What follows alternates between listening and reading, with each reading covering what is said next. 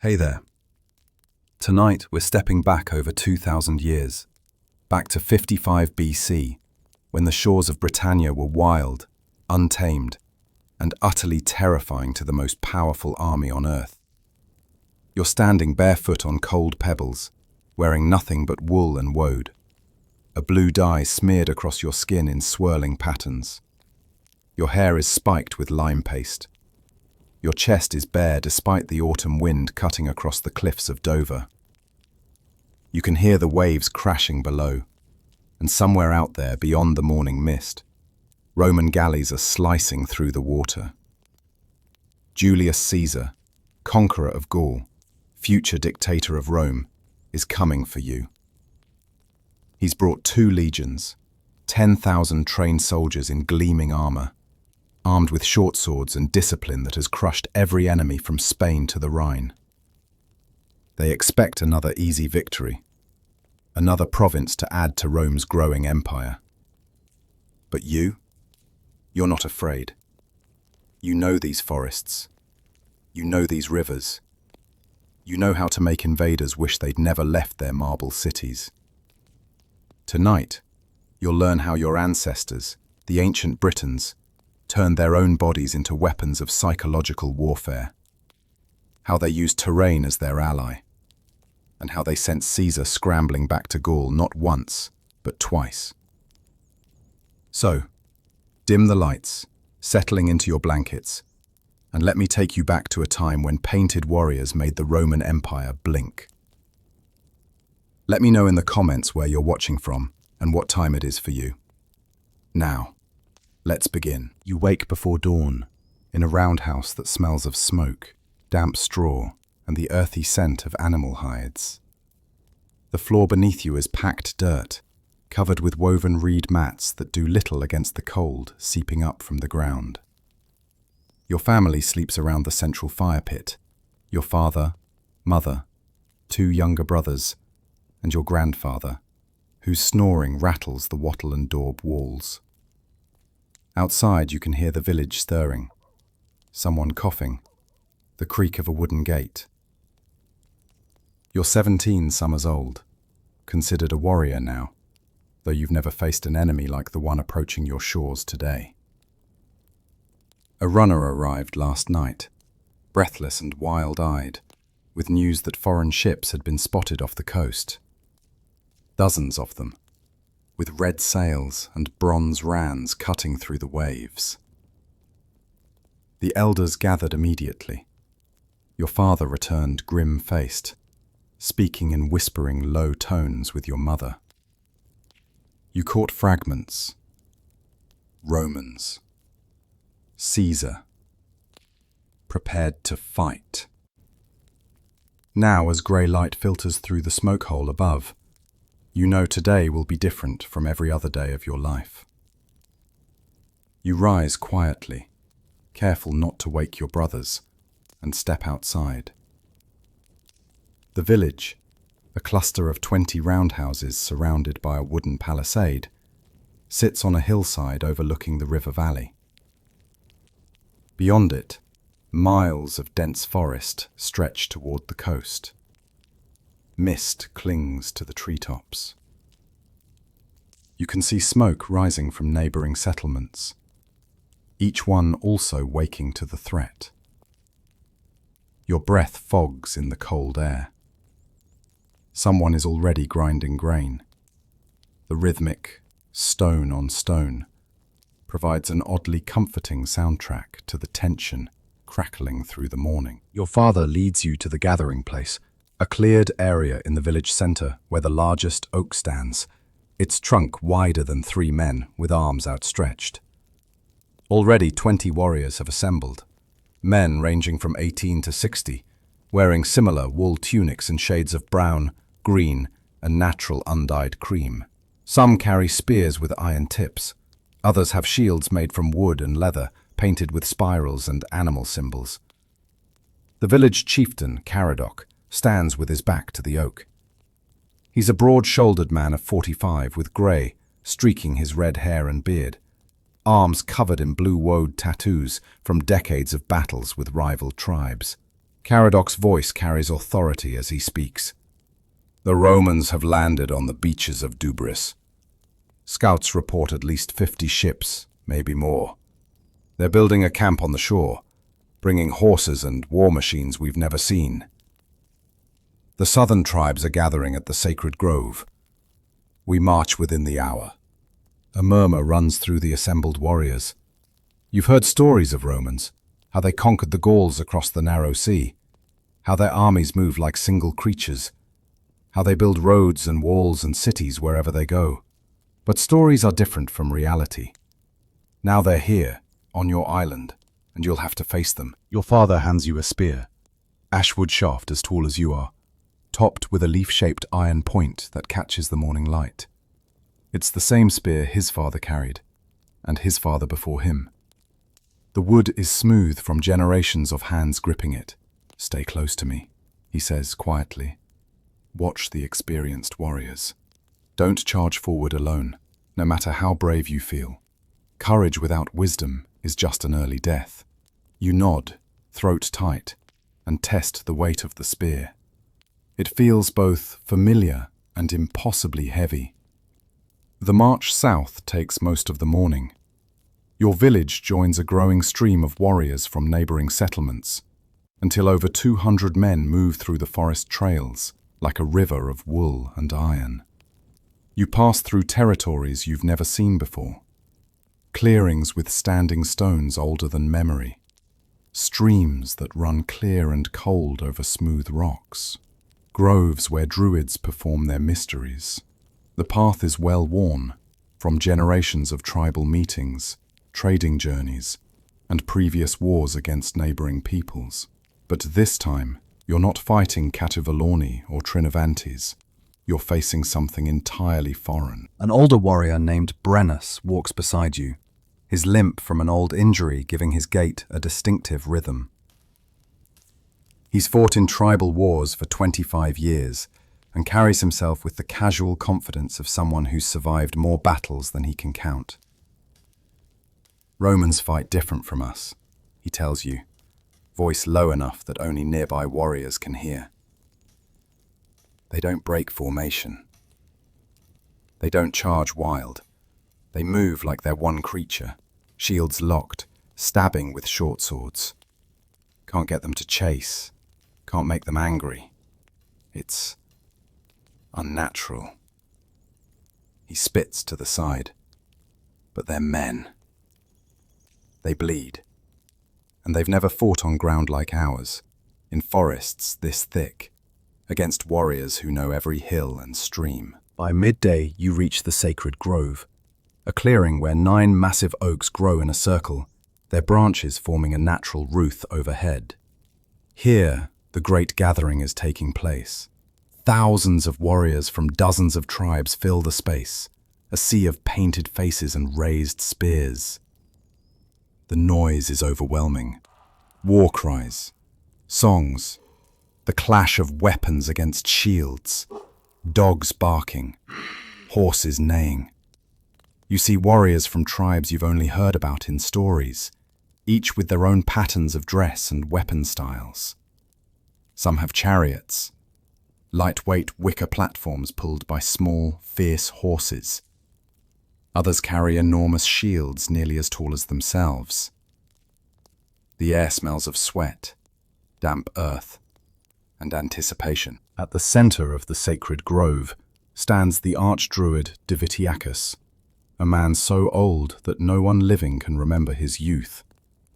His white hair falls past his shoulders, his beard reaches his chest, and his arms are covered in tattoos so faded they're barely visible beneath the wrinkles.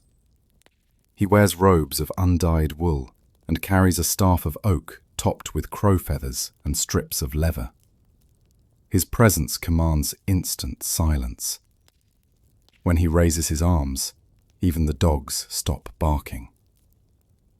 His voice, surprisingly strong for such an ancient man, carries across the gathering.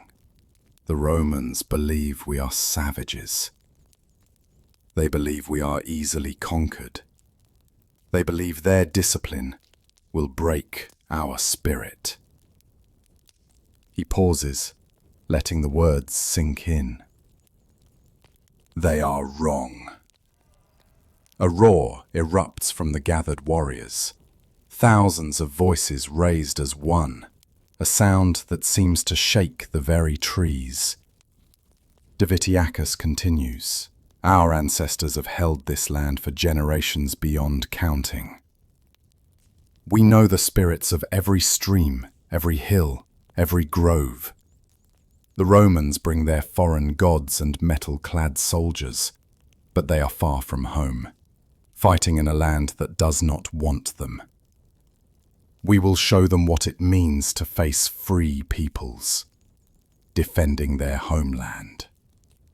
Another roar, this one even louder, with warriors beating spears against shields, creating a thunderous rhythm that pulses through your chest. The archdruid then performs the sacred rites, calling upon the gods for victory, sacrificing a white bull whose blood is collected in bronze bowls, marking the foreheads of chieftains with the blood while chanting in the old tongue that even you don't fully understand. You watch, mesmerized, as he moves through the ritual with practiced precision. When he's finished, he nods to the assembled chieftains, who begin organizing their warriors into groups. Caradoc finds your village contingent and beckons you forward. "We're with the northern force," he announces. "We'll approach from the forest, hit their eastern flank when they're engaged with the main force. Our job is to break their formation, create chaos." The preparation begins. Warriors who haven't yet applied woad seek out those who carry the precious blue dye. Woad comes from a plant carefully cultivated and processed, the leaves fermented for months to create the distinctive blue pigment that has marked your people for generations. It's not just decoration, it's psychological warfare. You've heard how Southerners react to painted warriors, how their disciplined formations waver when they see enemies who seem more spirit than human, more wild beast than man. Your father produces a small leather pouch from his belt and beckons you closer.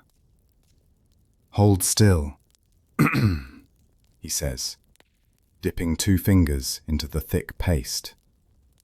The woad is cool against your skin as he draws 2 lines down from your hairline, across your forehead, over your nose, ending at your chin. Then he adds spirals on both cheeks, handprints on your bare shoulders, and geometric patterns down your arms. Each mark is deliberate, following patterns passed down through generations. "These are our family marks," he explains quietly. "Your grandfather wore them, his father before him. They remind us who we fight for." When he's finished, he holds up a polished bronze mirror, rare and precious, so you can see yourself. The face looking back at you seems to belong to someone else. The blue patterns transform your familiar features into something fierce, something ancient. Your eyes seem brighter, more intense. You look dangerous. You look like a warrior. Around you, others are similarly transformed. Men you've known your whole life, now appearing as wild figures from old stories. Some warriors apply woad to their entire torsos, turning their chests and backs solid blue.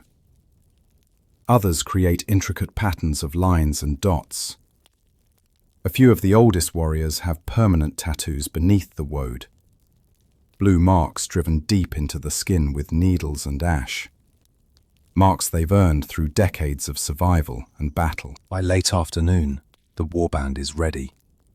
Over 3,000 warriors have assembled, divided into groups based on their tribal territories and fighting styles. The charioteers form the vanguard. Light, fast-moving platforms that can dash forward, allow warriors to throw spears, and then retreat before enemy formations can respond. Behind them, the main body of foot warriors carries spears, shields, and swords. You're placed in the flank group with your village. 200 warriors tasked with moving through the forest, to strike from an unexpected direction. Caradoc gives final instructions. We move quietly until we hear the horn signal. Then we attack fast, hit their flank before they can turn their shields to meet us. Target officers if you can identify them, the ones with fancier armor, with plumes on their helmets. The march toward the Roman camp takes on a different character than the morning's journey. Now you move with purpose, with barely contained violence. Warriors check their weapons repeatedly, testing spear points, adjusting shield grips, loosening swords in their scabbards. The older men move with grim determination, having done this before. The younger warriors, those like you, try to hide their nervousness with false confidence, laughing too loudly at jokes that aren't funny, making bold predictions about how many Romans they'll kill. Your stomach feels tight, like you've swallowed stones. Your hands won't stop trembling, so you grip your spear even harder. Brennus notices your shaking hands. First battle nerves, he says matter-of-factly. Everyone gets them. The shaking stops once the fighting starts. Your body takes over. All the training comes back. Just remember, shield up, spear forward, stay with your group. Don't chase anyone alone. The men who die young are the ones who break formation. Think they're heroes, run ahead. Stay with us. You'll survive. I've brought 3 sons through their first battles. They all listened. They all lived. His words help, but only slightly. The fear remains, coiled in your belly like a cold snake. The forest begins to thin. Through the trees ahead you can see brightness, open ground, cleared beach, the glint of water. Caradoc raises a fist, and the entire column stops instantly. 200 warriors freezing in place. You can hear the sounds of the Roman camp now. Hammers striking wood, men shouting in that harsh foreign language, horses whinnying, metal clanging against metal. The Romans are building a fortified camp on the beach, exactly as their discipline demands. Even before fighting, they established defensive positions. Through gaps in the foliage, you catch glimpses of organized activity. Soldiers in armor moving in formation, supply carts being unloaded, stakes being driven into the ground to form a palisade. Your group settles into position along the forest edge, waiting for the signal. You're crouched behind a massive oak, your father on one side, Brennus on the other. From here you have a clear view of the Roman eastern flank. The soldiers there are working on the fortifications, not yet in battle formation. They've removed some of their armor due to the physical labor. You can see men in simple tunics, their metal chest plates stacked nearby. They look ordinary, not like the demigods from stories, but just men, sweating and grunting as they dig ditches and raise walls. This somehow makes them more frightening, not less. These ordinary men have conquered lands from one edge of the known world to the other. Time stretches. You wait in the cooling afternoon air, watching, barely breathing, as the sun slowly sinks toward the western horizon. Your legs begin to cramp from the crouching position, but you don't dare move. A horsefly lands on your painted cheek. You let it bite rather than swat it and risk making noise. The tension is almost unbearable. You want the signal to come, want the waiting to end, even though you know what comes next will be worse. Around you, other warriors show the same strain, jaws clenched, eyes fixed on the Roman camp, weapons gripped, until the horn sounds. 3 long blasts from the main force echoing across the valley. Instantly, everything changes. The waiting ends. Caradoc leaps to his feet, a war cry in the old tongue, and charges from the trees. 200 warriors surge forward as one, beating weapons against shields, creating a wall of sound designed to terrify. You're running before your conscious mind registers the decision, swept up in the momentum of bodies around you. The Roman camp, which seemed far away moments ago, rushes toward you with frightening speed. You see Roman soldiers turning, confusion on their faces as they try to understand where the attack is coming from. The ones working on fortifications scramble for weapons and armor. A young soldier, maybe your age, stands frozen, holding a shovel, his face going pale as he sees hundreds of painted warriors bearing down on him. You're glowed, though you don't remember starting. Your feet pound against the earth, clearing the forest edge, hitting the open ground between trees and camp. Your spear is leveled forward, arm cocked back, ready to throw or thrust. The Roman response is faster than you expected. Even caught by surprise, their training takes over. A horn blares from within their camp, different from your people's horns, sharper, more urgent. Soldiers who were scattered moments ago begin flowing into formation like water finding its level. Shields, rectangular, crimson red, bearing the letters SPQR and various legion symbols, snap into position. The chaos of the camp transforms with shocking speed into organized lines of defense. But they're not fast enough. Your warband hits the eastern flank before the Romans can fully form up. The first spears fly. Men begin to fall. Your arm snaps forward, and the spear leaves your hand. You've thrown spears 1,000 times in practice, at straw targets, at wooden posts, in competitions with other young warriors. But this is different. This spear flies toward living flesh, toward a man who moments ago was simply doing his work, probably thinking about food or home or anything except death. You watch its flight. It seems to hang in the air forever, turning slowly. The iron point catching the sunlight. The young Roman soldier sees it coming and tries to raise the shovel like a shield. It's not enough. The spear takes him in the left shoulder, spinning him around, dropping him to his knees. You have no time to process what you've just done. The charge has carried you forward, and now you're in the middle of close combat. Warriors and Romans crash together like waves meeting rocks. The sounds are nothing like you imagined. Not glorious, not heroic, but ugly and desperate. Men screaming scream in pain and rage. Metal clanging clangs against wood and metal. Bones crack. Blood sprays in arcs that catch the light. You've drawn your small bronze knife, your only remaining weapon, and you're suddenly grappling with a Roman soldier who materialized in front of you. He's older, maybe 30, with a scarred face and professional coldness in his eyes. He has a gladius, the famous Roman short sword, and he's trying to use it in the tight press of bodies. You grab his sword arm with your left hand, holding the blade away from your body, while your right hand drives the knife toward his side. He blocks with his shield, the bronze blade scraping across the reinforced wood rim.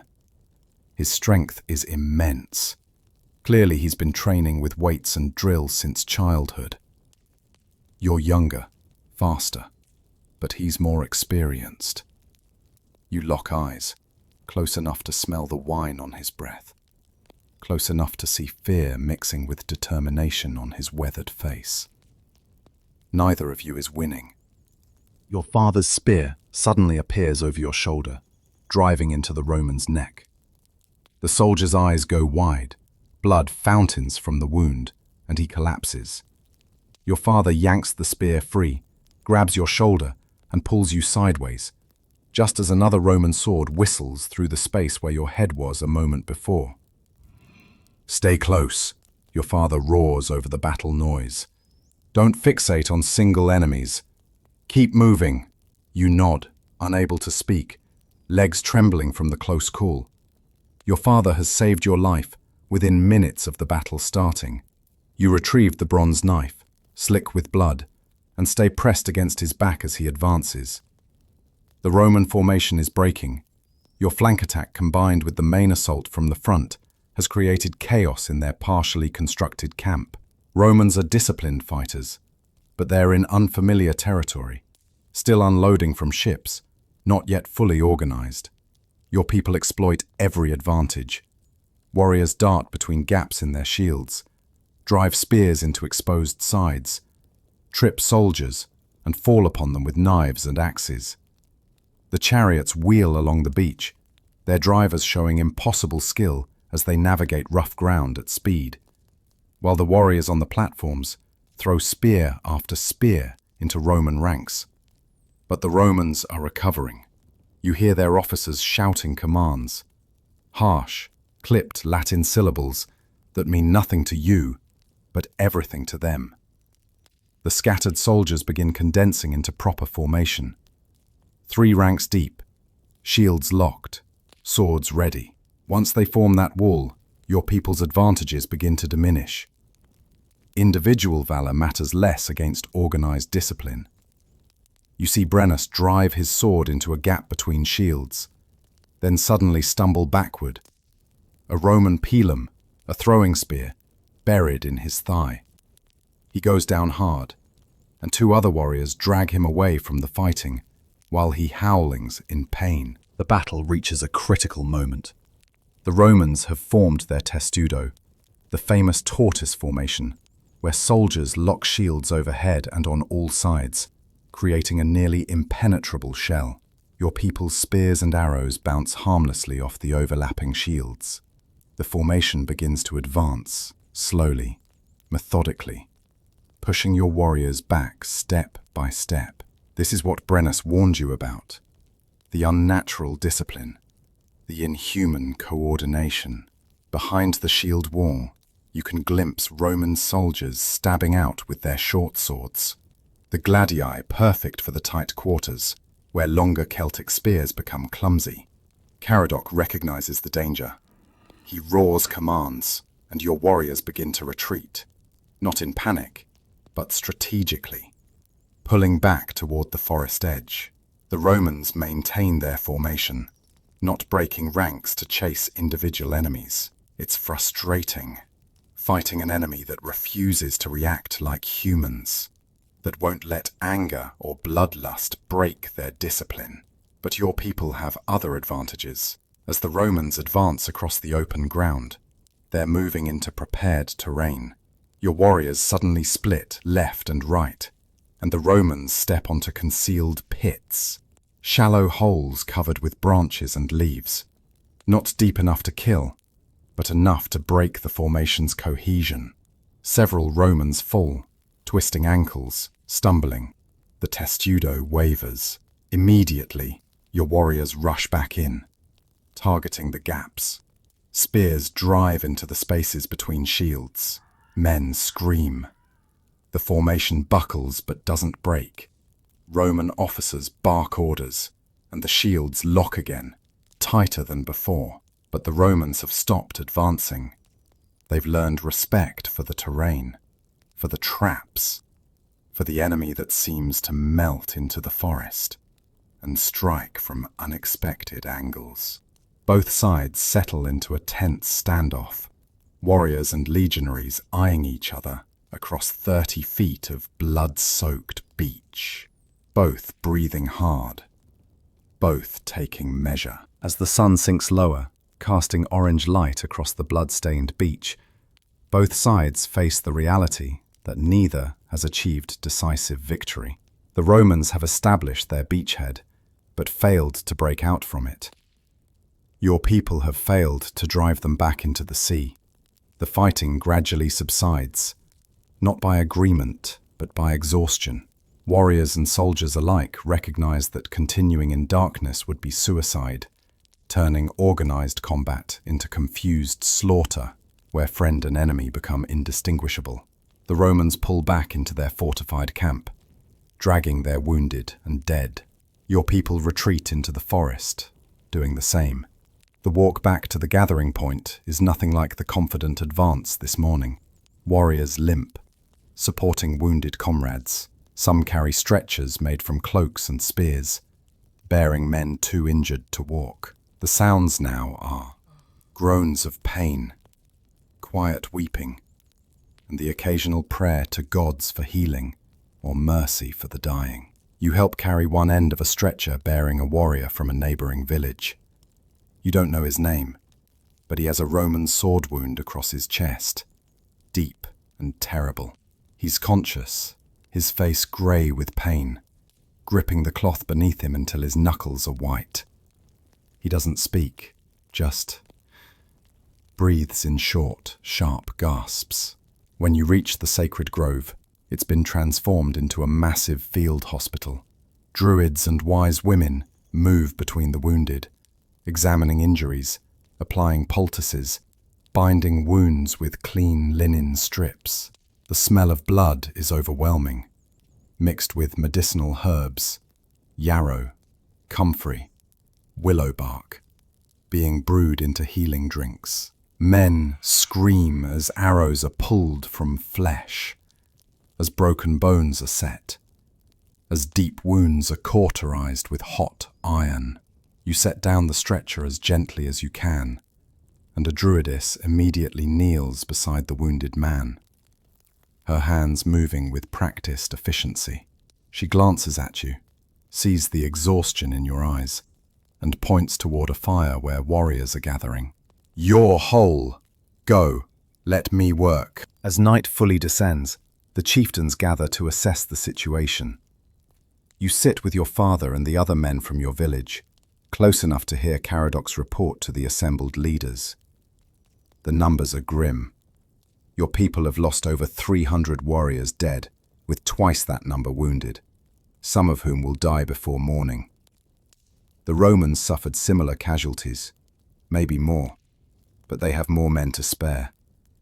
They've consolidated their beachhead, completed their fortifications, and now sit behind walls of earth and wood, protected by trained soldiers in shifts.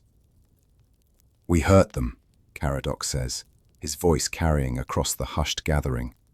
"They expected easy victory and found blood instead. But they're Romans. They don't give up.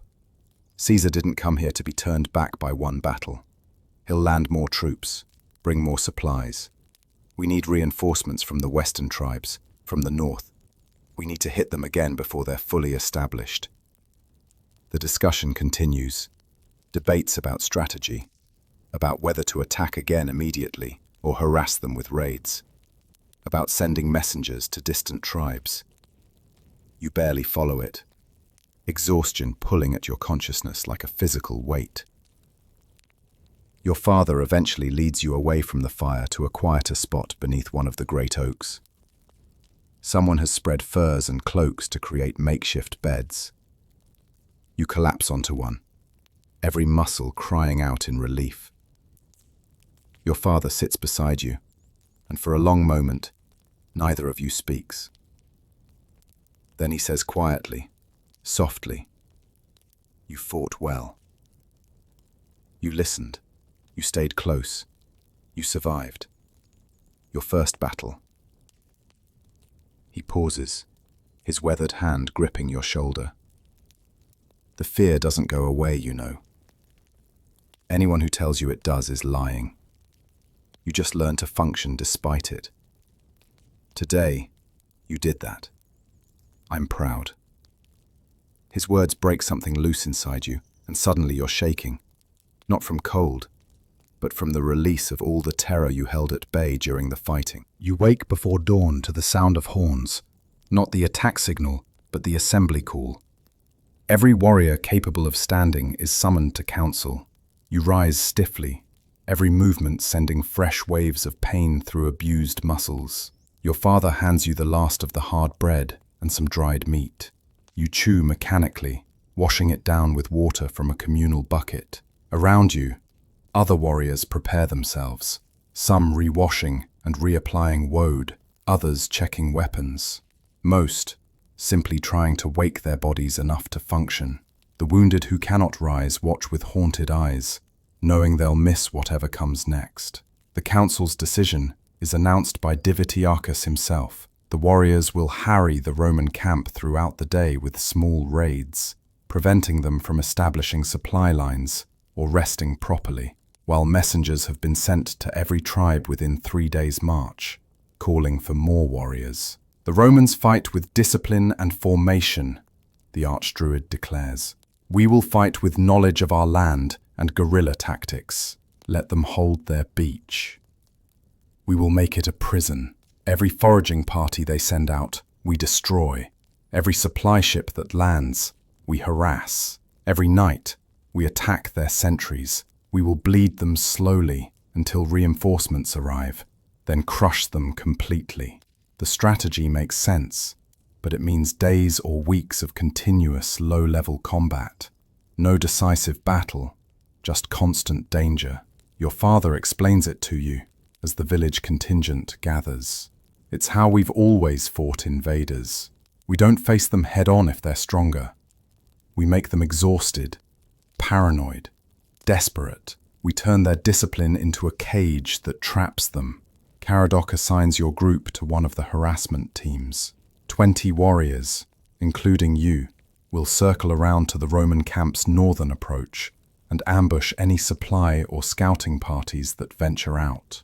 It's dangerous work, but less directly deadly than yesterday's battle. You try to feel relieved, but manage only numb acceptance.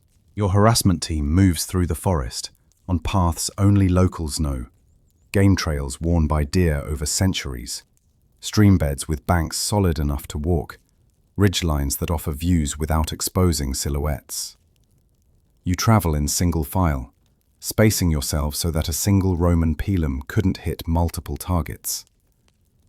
The warrior leading your group is named Bran, a tracker of exceptional skill, who can read signs in the forest that look like random leaves and branches to your untrained eye. He moves with absolute confidence, occasionally pausing to examine broken twigs or disturbed moss, adjusting your route based on information invisible to you.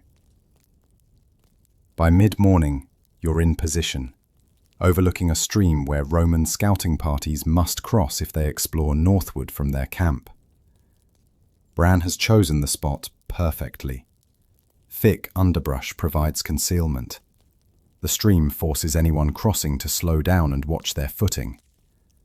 And multiple escape routes lead away, through terrain too rough for organized pursuit. Your 20 warriors settle into hiding on both sides of the stream, creating a killing zone. And then you wait. The waiting is somehow worse than yesterday's battle. Then everything happened fast, instinct and training taking over. Now, there's time to think, to remember, to anticipate. Hours pass. The sun climbs toward its peak. You remain hidden, motionless, while insects crawl over your skin, and your legs cramp from the uncomfortable position. Finally, Bran makes a subtle bird call, the warning signal. You freeze, not even breathing. Through the undergrowth you see them. 6 Roman soldiers in partial armor, moving cautiously along the stream bank. They're scouts, not a foraging party. Lighter gear, focusing on mapping terrain rather than carrying supplies. One is clearly the leader, an older man who pauses frequently to study the surrounding forest with experienced eyes. They're professionals, these Romans, not easily ambushed. But they're far from support, in unfamiliar territory facing an enemy they can't see. The leader says something in Latin, and the Romans reach the stream's center, the deepest point where water flows past their knees. When Bran's bird call shifts to a hawk's scream, 20 warriors explode from concealment simultaneously. You rise from behind the log and hurl your spear in one fluid motion, the hours of enforced stillness transforming into explosive action. Your spear takes one of the trailing scouts in the side, spinning him into the water. Other spears fly from both banks, most finding targets. The Roman leader barks orders, but his men are scattered across the stream, formation impossible. 3 are down immediately, 2 more wounded. The remaining scout, a young man with terror on his face, drops his weapons and raises his hands in surrender. It doesn't matter. A Celtic warrior you don't know drives a spear through his back. The Romans are annihilated in seconds, without inflicting a single casualty on your side. This isn't glorious combat like the songs describe. This is butchery, efficient and brutal. You stand at the stream's edge, watching red blood swirl away with the current, mixing with the clear water. The bodies will remain where they fell, a message to the next Roman patrol about the price of venturing into these forests. Bran orders a quick withdrawal. The Romans will send more soldiers to investigate when this patrol doesn't return, and your small force can't face a full cohort. You move quickly through the forest, using different paths for the retreat than the approach. Your spear is gone, left in the body of the scout, so you've taken a dead Roman's gladius, shorter than you're used to, balanced differently, but serviceable. The weight of it at your belt feels foreign, a tangible reminder that you're carrying a piece of the enemy now. Your father notices and nods approval. "Good iron," he says simply. "Better than bronze." Over the next 3 days, you participate in 4 more ambushes. Each follows a similar pattern. Careful positioning, patient waiting, sudden violence, quick withdrawal. Your group kills another dozen Romans, scouts, foraging parties, a messenger heading inland. You're learning the rhythm of this kind of war, the patience required, the importance of discipline over courage. You've also learned to shut off the part of yourself that feels guilt or questions the necessity. These Romans came to conquer your land. Every one you kill is one fewer threat to your family, your village, your people. It's easier to think of it that way, as necessity, not murder. But the Romans are adapting too. Their patrols grow larger, move more cautiously, set their own ambushes for ambushers. On the 3rd day, a Celtic warband similar to yours walks into a Roman trap and is nearly annihilated. Only 3 warriors escape to bring word of the disaster. The Romans are using captured Celts as guides now, probably under threat of torture or promises of mercy, showing them the hidden paths and secret fords. The advantage of terrain is slipping away. Worse, more Roman ships have arrived. From a high point, Bran shows you the beach, dozens of additional vessels, thousands more soldiers disembarking, supply carts being unloaded, prefabricated fort sections being assembled. That evening, messengers arrive with mixed news. Some tribes are sending warriors, the Cativalorni from the north, the Cantiaci from the east, but others refuse. Old grudges against your confederation outweighing fear of Rome, or perhaps they believe they can avoid Caesar's attention by not resisting. Divitiacus calls another council. The harassment strategy has worked to slow Roman expansion, but not to stop it. With reinforcements, your people might attempt another major assault. Without them, continuing the guerrilla campaign risks having scattered warbands picked off one by superior Roman numbers. The debate is heated, chieftains arguing over what course to take, while you and the other common warriors wait outside the council circle, knowing your lives will be shaped by whatever decision emerges. The council's decision. One more major assault, timed to coincide with a storm that's building offshore. The Druids, who read weather signs with uncanny accuracy, predict it will hit tomorrow night. High winds, driving rain, reduced visibility. Conditions that will neutralize many Roman advantages while playing to Celtic strengths. Every available warrior will participate, including the reinforcements that arrived today. Nearly 5,000 fighters will hit the Roman fortifications from 3 directions simultaneously, under cover of darkness and storm. It's risky. Night battles can dissolve into chaos where friend and enemy are indistinguishable. But the alternative is watching the Roman position grow stronger each day, until resistance becomes impossible. You spend the next day in preparation that feels different from before. Everyone knows this could be the decisive moment. Either you break the Roman position and drive them back to their ships, or you lose and face the reality of Roman occupation. Warriors sharpen weapons obsessively, apply fresh woad with extra care, make offerings to their preferred gods. Some write or speak their final wishes to friends, in case they fall. Your father gives you a bronze arm ring that belonged to his father, a twisted band of metal that catches the light beautifully. "If I fall and you survive," he says quietly, "wear this and remember. If you fall and I survive, I'll wear it and remember you." Either way, our family continues. As the storm rolls in from the sea, bringing premature darkness to the late afternoon, the war bands assemble. 5,000 warriors painted blue, armed with every weapon from ancestral swords to captured Roman pila, standing in loose formations that will tighten only at the moment of attack. The rain begins, light at first, then heavier, then torrential. Within minutes, everyone is soaked, but the discomfort barely registers. Caradoc walks among your group, making eye contact with each warrior. No speech is necessary.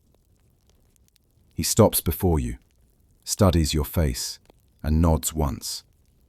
A small gesture that nevertheless fills you with determination. Whatever happens tonight, you'll fight with everything you have. The horns sound. The assault begins not with horns but with thunder. Your warband times its charge to coincide with a massive thunderclap that shakes the ground, masking the sound of thousands of running feet. You burst from the darkness toward the Roman fortifications, the storm providing cover until you're within 50 feet of their walls. The Roman sentries, hunched against the rain, spot you late. Their warning shouts are torn away by the wind. Spears fly through the driving rain, less accurate than in clear weather, but still deadly at close range. You see a sentry take one in the chest and tumble backward off the wooden palisade. The wooden walls are taller than you expected, twice your height, with a deep ditch in front. But your people have prepared. Warriors carrying makeshift bridges, rough planks lashed together, run forward and throw them across the ditch. You're one of the first across, feet slipping on wet wood, arms windmilling for balance. A Roman pilum flashes past your head, so close you feel the wind of its passage. You hit the wall and immediately start climbing, using the rough timbers and stakes as handholds. Your father is beside you, climbing with surprising speed for his age. Around you, hundreds of warriors scale the walls simultaneously, overwhelming the sentries by sheer numbers. You pull yourself over the top, just as a Roman legionary rushes at you with his gladius raised. There's no time for technique, just survival. You throw yourself forward, tackling him, and you both tumble off the wall into the camp interior. The fall knocks the wind from your lungs, but you land on top, softening your impact. The Roman isn't so lucky. His head hits packed earth with a sickening crack. You roll off him, gasping for air, and stagger upright just as another legionary comes at you through the rain and darkness. You draw your own gladius, and the fight begins. Close, desperate, both of you barely able to see each other in the storm darkness, except when lightning flashes, turning the world into frozen tableaus of violence. The battle inside the Roman camp is pure chaos. The storm makes coordination impossible. No one can hear orders. Barely anyone can see more than a few feet. Warriors and legionaries stumble into each other in the darkness, fighting in confused melees that dissolve and reform constantly. Lightning flashes provide stuttering glimpses of the larger battle. Hundreds of individual combats. The supply wagons burning despite the rain. Chariots somehow inside the camp, cutting down fleeing Romans. Tents collapsing as their supports are cut or broken. You find yourself back to back with another warrior you don't recognize, both of you defending against 3 Romans who have formed a small shield wall. The battle turns on weather as much as skill. A massive lightning strike hits one of the Roman standards. The metal eagle atop the wooden pole provides a perfect conductor. The explosion of thunder is deafening, the flash blinding. The standard topples, and warriors around it are thrown to the ground. Romans nearby break and run, treating it as a divine omen against them. A gap opens in their defense, and Celtic warriors pour through, splitting the Roman camp in half. You rush forward with the surge, your gladius rising and falling, cutting at anything in Roman armor. No thought beyond survival and violence and the red fury that has overtaken rational thought. You don't know how long the fighting lasts. Minutes that feel like hours, hours that pass like minutes. Eventually, you become aware that you're no longer fighting, just standing in the rain, breathing in great, gasping lungfuls, looking for the next enemy. There are none nearby. The combat has moved away from your position, rolling through the camp like a storm within a storm. You're alone, amid the dead and wounded, the rain washing away blood as fast as it pools. You lean on your gladius like a cane, the point driven into the mud, and try to remember who you are beyond the violence. Your hands are shaking again. You don't know if you're wounded. Everything hurts, but you're standing, so probably nothing fatal. You need to find your father. The thought cut. You find him near the center of the camp, lying beside an overturned supply cart. For a heart-stopping moment, you think he's dead. He's on his back, eyes closed, not moving. Then you see his chest rise and fall. "Father!" You drop beside him, hands hovering over his body, afraid to touch and cause more damage, afraid not to touch and offer comfort. His eyes open slowly, focusing on your face with effort. "There you are," he says, voice weak but clear. "Thought I lost you in this mess." He's wounded, a Roman pilum protruding from his left thigh, another cut across his ribs. Bad, but survivable, if you can get him to the Druids. "We need to move," you tell him. "The battle is still going. We need to get you out." He shakes his head. "Not yet. We're winning. The Romans are broken. I saw them retreating to their ships. Let me see it. Help me up." Against your better judgment, you support him as he struggles to sitting position, biting back screams as the movement jostles his wounds. From this vantage, you can see across the camp to the beach. He's right. Romans are streaming toward their ships in disorganized retreat, no longer fighting in formation, but fleeing as individuals. Your warriors pursue them to the water's edge, cutting down those who turn to fight. The storm is beginning to ease, the rain lessening to drizzle, the thunder moving away. Victory. Impossible, unlikely victory. You've actually beaten Caesar's legions. "We did it," your father says, gripping your shoulder with his right hand, his left clutching at the spear in his leg. "Your first campaign, and we sent Romans running back to Gaul. The gods favor us today." He coughs, and blood flecks his lips. Internal bleeding. Worse than you thought. "Need to get you to the Druids," you repeat, more urgently. This time he doesn't argue. You help him stand, letting him lean heavily on your shoulder. He's heavier than you expected, or you're weaker than you thought. Together you begin the slow, painful journey through the devastated camp, toward the forest edge where you hope to find Celtic healers gathering the wounded. Each step sends fresh pain through your abused body, but you don't stop. The Celtic healers have established a field station at the forest edge, exactly where you hoped. Dozens of wounded warriors lie on cloaks and furs, while druids and wise women move among them, triaging, treating, comforting. You lower your father as gently as possible onto an empty space. A druid with blood-stained robes appears immediately, his experienced eyes assessing the wounds. "The spear must come out," he says without preamble. "It will hurt worse than receiving it, but leaving it means death from rot." Your father nods, understanding. The druid calls for assistants, who bring leather strips. "Bite down," he instructs your father, offering a thick piece of leather. "And you," he looks at you, "hold his shoulders down. He'll thrash. The removal is as terrible as promised." Your father's screams around the leather gag tear at your heart, but you hold him down as ordered, your weight on his shoulders preventing him from thrashing and causing more damage. The druid works with clinical efficiency, cutting the pilum shaft, pulling the iron head backward through the wound channel rather than forward to avoid the barbs doing more damage, then packing the hole with clean linen, soaked in diluted wine and crushed herbs. The entire process takes minutes, but feels endless. When it's finished, your father lies gasping, sweat-soaked despite the cool air.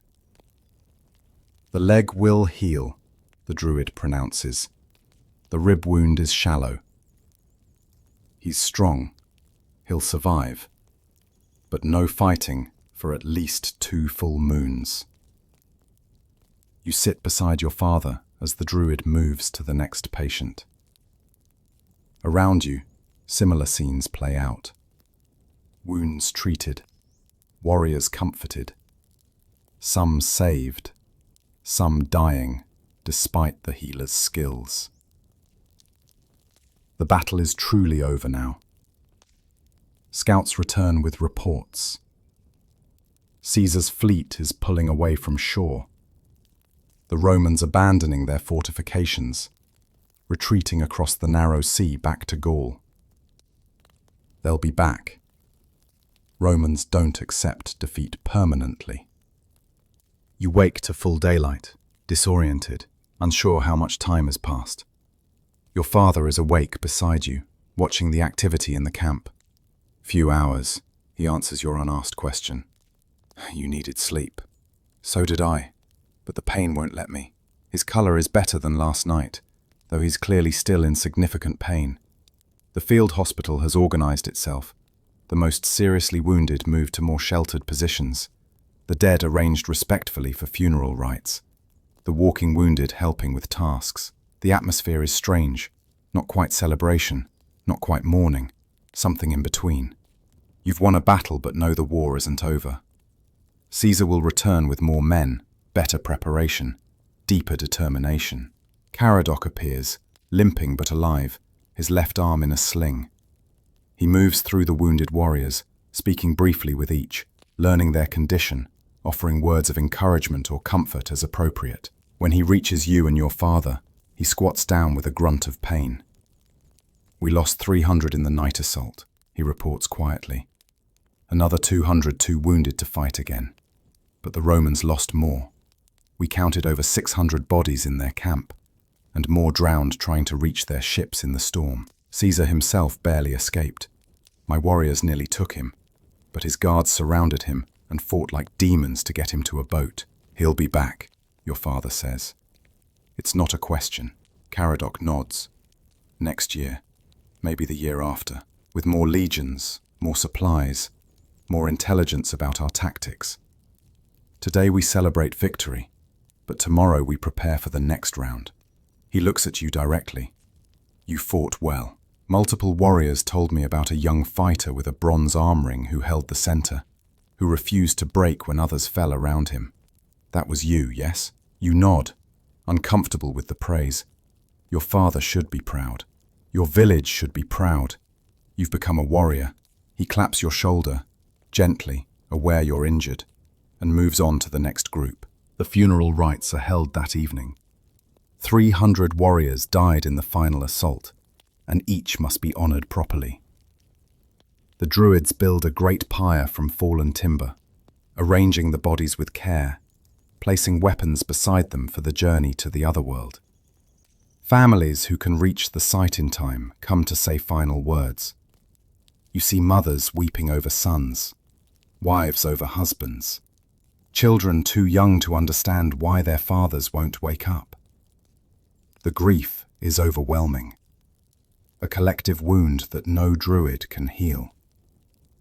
When the archdruid Divitiacus speaks the prayers and sets the fire, thousands of warriors stand in silence, watching smoke carry spirits skyward.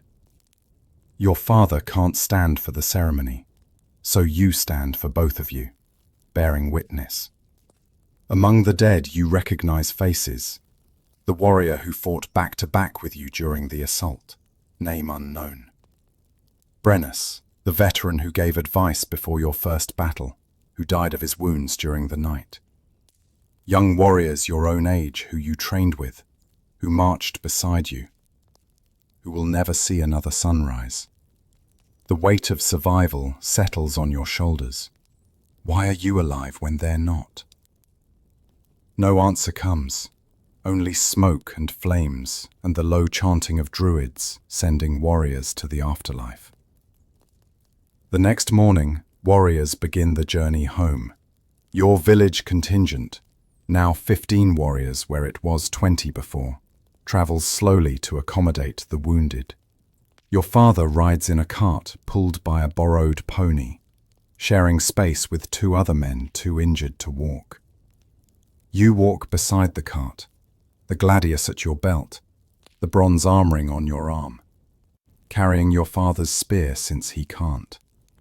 The journey takes 3 days instead of the original one, but the slower pace allows you to process what happened. You fought the most powerful army in the world and survived. You helped drive Caesar back to Gaul. You've earned the right to call yourself a warrior. But the cost will echo in your dreams for years to come.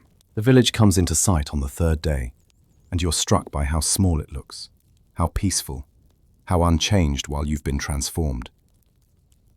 Children play between the roundhouses. Women work at looms outside in the autumn sunshine. At your approach, the normalcy feels surreal after weeks of constant violence. Your mother is the first to see your group approaching.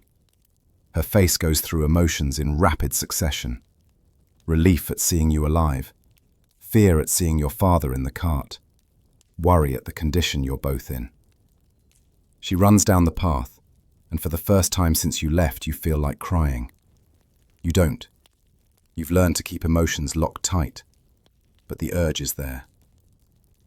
Your father is carried to your roundhouse and settled near the fire, a pile of furs making him comfortable. The village druid examines him, pronounces the field treatment excellent, and adds his own remedies. Different herbs than the war camp healers used, but with similar purpose. He'll recover fully, he tells your mother, who hasn't let go of your father's hand since you arrived.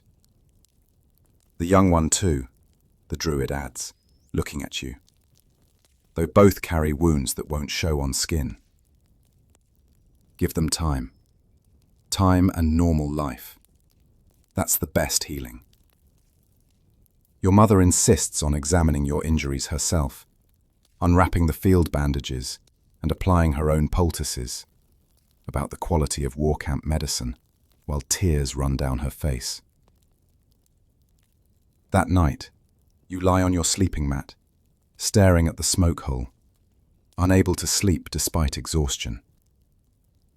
The roundhouse is too quiet after weeks of camp noise, battle sounds, warriors talking, wounded moaning. The silence presses on you. Your younger brothers are asleep, having peppered you with questions about Romans and fighting, until your mother told them to let you rest. You can hear your parents talking in low voices on the other side of the fire. Your mother, he's different. Did you see his eyes? Your father, he's a warrior now. They all come back different. He'll adjust. But you wonder if that's true. Can you adjust back to normal life? The days blend together in a strange rhythm.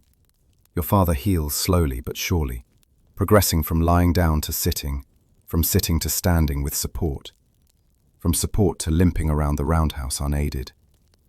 You heal faster physically. The arm wound closes cleanly. The bruises fade from purple to yellow to nothing. The burns leave only small scars. But the mental adjustment is harder. You try to return to normal tasks, working in the fields, repairing the roundhouse's thatched roof, tending to animals. But everything feels hollow, pointless. Your body goes through the motions while your mind remains in the campaign, replaying battles, ambushes, the faces of the dying. Your brothers avoid you now, sensing something dark and dangerous in your changed demeanor. Your mother watches you with worried eyes, but doesn't know how to help. The village treats you differently too, with respect, but also wariness. You're a proven warrior now, which elevates your status, but also marks you as someone who has crossed a boundary they haven't.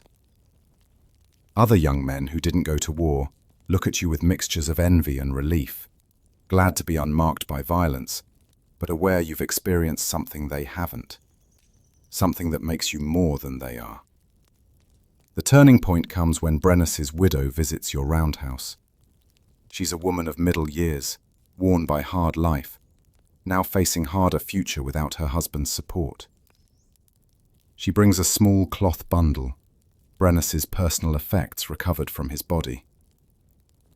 He spoke of your son, she tells your father. Said the boy had potential, would be a good warrior if he learned patience. Said to watch over him if anything happened. She turns to you. Brennus was a hard man, but fair. He thought you'd survive, and you did. That means something.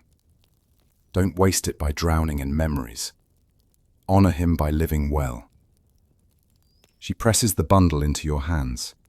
Inside, you find Brennus's lucky stone, a small piece of amber he always carried, worn smooth by decades of handling.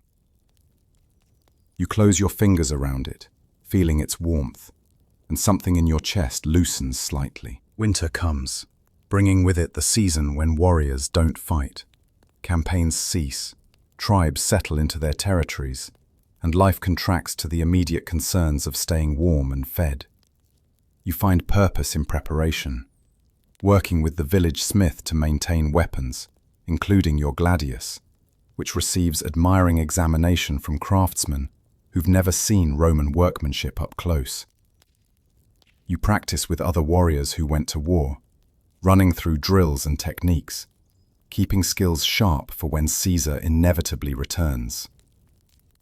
But you also rejoin village life more fully, helping to slaughter and preserve livestock for winter, reinforcing buildings against coming storms, gathering and splitting firewood until your hands blister and heal, and callus even thicker. The village storyteller begins incorporating the battle against Caesar into her repertoire, and you attend the first recitation with mixed feelings. She's transformed the chaotic violence into a coherent narrative, with clear heroes and villains, dramatic moments, and stirring speeches you don't remember anyone actually giving. When she describes your stand holding the center, information she gathered from returning warriors, you're simultaneously embarrassed and oddly proud. She makes it sound glorious, heroic, noble. Your memory is mud and blood and terror and luck. But maybe both versions are true in their own way. The audience, including your younger brothers, eyes wide with wonder, clearly finds meaning in the heroic version. You don't correct her embellishments. Your father recovers enough to walk without support, though his gait remains uneven. The leg wound healed but left him with a permanent limp. He declares he's done with fighting. I've had my years as a warrior, he tells you privately. Now I'll be elder and advisor. But you're just beginning. When Caesar returns, and he will return, you'll go again. Not as a frightened boy, but as an experienced warrior. The next generation's defense falls to you and others like you. The responsibility feels heavy, but you accept it. The bronze armoring on your bicep isn't just decoration. Spring arrives with news. Caesar has indeed returned, landing with 5 legions this time, more than 25,000 soldiers plus cavalry and auxiliaries. This isn't a raiding force, it's an invasion army. Messengers race between tribes, calling for another confederation, another gathering of warriors. But the response is fractured. Some tribes, having driven Caesar off once, believe they can do it again. Others, having paid the cost of the previous campaign, are hesitant to commit warriors. A few tribes, most significantly the Trinovantes, have actually made peace with Rome, trading submission for protection against rival tribes. The unity of the previous year is shattered, replaced by political maneuvering and old grudges resurfacing. You attend the councils now, standing with the other warriors, no longer excluded as a boy but included as a veteran. The arguments are heated, Caradoc and other war leaders advocating for immediate unified resistance, while elders counsel caution, diplomacy, strategic submission. You're surprised when Caradoc calls on you to speak, asking about Roman tactics. You describe what you saw, their discipline, their engineering skills, their ability to adapt and learn. They'll come prepared for our ambushes this time, you tell the assembly. They'll have better scouts, longer supply lines, fortified camps at every march. What worked before won't work again. We need new strategies, or we need to negotiate terms. Your words carry weight because you were there, you fought them, you survived. But you also see the political reality. Without unity, without all tribes committed, any resistance will be ground down systematically. Caesar has apparently learned from his first invasion too. This time, he's offering terms to tribes who submit peacefully, while promising destruction to those who resist. It's a clever strategy, dividing your people, making each tribe choose between individual survival and collective resistance. The council breaks without consensus, tribes going their separate ways to make their own decisions. You walk back to your village beside your father, both of you understanding that the coming summer will be different, darker, more complex than the last. Your village's decision. You'll fight again, but with clear eyes about the likely outcome. If Caesar's main force approaches your territory, you'll conduct fighting retreat, evacuating families to prepared refuges in the deep forests and marshlands where Roman formations can't follow effectively. The goal isn't glorious victory but survival, preserving your people, your culture, your way of life, even if you must temporarily cede territory. It's pragmatic, unheroic, and probably the smartest choice. You spend the late spring preparing, identifying refuge sites, caching supplies and weapons, teaching women and children the routes to safety, training a new generation of young warriors in the guerrilla tactics you learned the previous year. Among the new trainees is your oldest younger brother, now 16, and determined to follow you into war. You see yourself in him, the mix of excitement and fear, the eagerness to prove himself, the incomprehension of what combat actually means. You're harder on him than the other trainers, pushing him to exhaustion in practice, critiquing every movement, never offering easy praise. Your mother calls you cruel. Your father understands. He's trying to keep him alive, he tells her. Better to hate your brother during training than die in your first battle. You overhear this and feel the weight of it. You're responsible now. not just for your own survival, but for shepherding less experienced warriors through the meat grinder of combat. By midsummer, reports indicate Caesar's army is advancing inland, crushing resistance systematically. Tribes that fight are defeated in pitched battles. The Romans have apparently brought cavalry this time, and war machines that throw stone and fire. Tribes that submit are incorporated as allies, required to provide supplies and hostages, but otherwise left in peace. A few tribes have fled entirely, abandoning their territories for unknown destinations in the north and west. The Confederation has collapsed. Each tribe now faces Rome alone. Your scouts report Roman columns marching toward your tribal territory. The time for preparation has ended. The time for decision is here. Fight, flee, or submit. The Roman column reaches your territory on a hot summer morning. You watch from a concealed position on a wooded ridge, over 2,000 legionaries marching in perfect formation, cavalry scouts ranging ahead and on the flanks, supply wagons protected in the center, every element coordinated with mechanical precision. They're not the disorganized force caught by surprise last year. This is the Roman war machine operating at full efficiency. They march to the village nearest to yours, 5 miles away, and send envoys under peace flags to speak with the chieftain. You're too far to hear the conversation, but the outcome is clear. The village submits without fight, warriors laying down weapons, the chieftain swearing some form of oath. You report this to Caradoc, who makes the decision you knew was coming: evacuation. The village has 2 days to move into the marshland refuges before Romans arrive. The exodus begins immediately. Families packing essential supplies, driving livestock, carrying children too young to walk the difficult paths.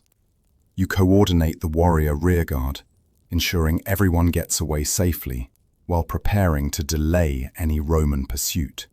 Your brother insists on staying with the rearguard.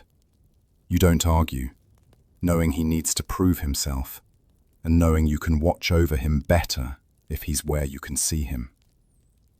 The village that was your whole world for 17 years is abandoned in a day. You're one of the last to leave, standing in the empty roundhouse where you grew up, looking at the cold fire pit, the empty sleeping mats, the normal life that may never return. You think about the boy who woke here a year ago, innocent and ignorant. He's gone, replaced by whoever you are now. You close your eyes briefly, fixing the memory, then turn and walk away without looking back. The 20 warriors of the rearguard move out at dusk, heading not to the refuges, but to prepared ambush positions. If Romans pursue your people into the marshlands, they'll pay for every step in blood. The marshlands where your people have taken refuge are a world unto themselves. A maze of waterways, reed beds, soggy islands, and quicksand hidden under innocent-looking grass. You grew up hunting and fishing here, know the safe paths by instinct, can read the water like druids read signs. For Romans in their heavy armor, used to solid ground and clear sight lines, it's a nightmare. They try to follow, sending scouting parties into the marsh. You don't ambush them. You let the land do the killing. Watch from concealment as armored soldiers step where they shouldn't, sinking into mud, panicking, drowning under the weight of their own equipment, while their comrades can't reach them to help. It's ugly, inglorious, effective. Caesar's response is to not follow. Instead, he establishes a fortified camp at the marsh edge and waits, knowing you can't stay in the wetlands forever. There's not enough food, not enough dry land for permanent settlement. It's a siege without walls, patience against desperation. For 3 weeks, stalemate holds. Your people survive on fish, marsh birds, and dwindling supplies brought from the village. Children sicken from the damp conditions. Elders weaken. The whispers begin. Maybe submission isn't defeat. Maybe survival is worth the cost of freedom. The debates in the hidden camps grow heated. Warriors wanting to fight.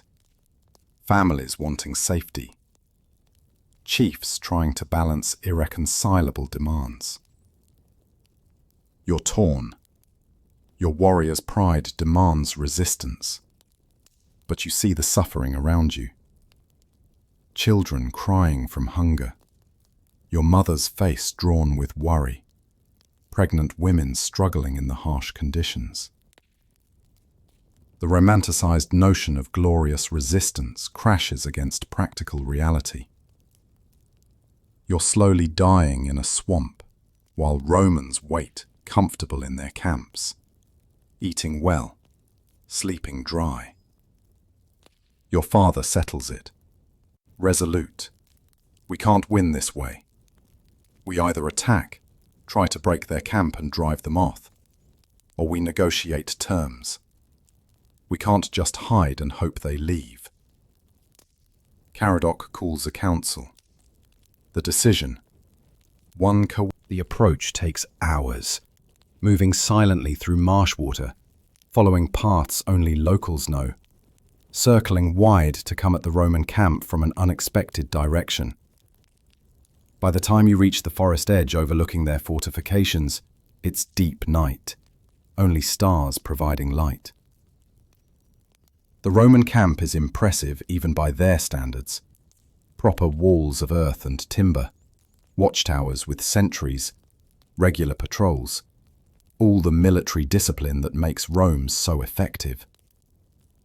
But you've learned their patterns, watched them for 3 weeks, know their routine.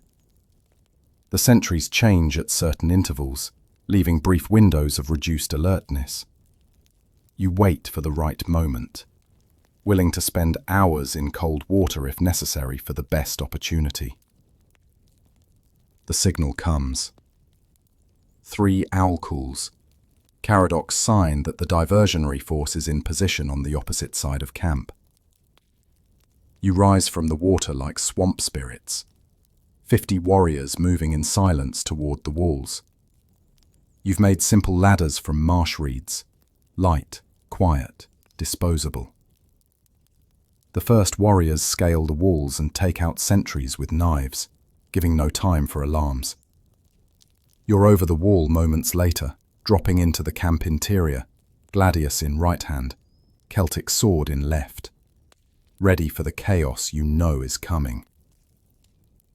The camp is organized in rows of leather tents, supply wagons in the center, officer quarters marked by better accommodations. Your target, the supply wagons.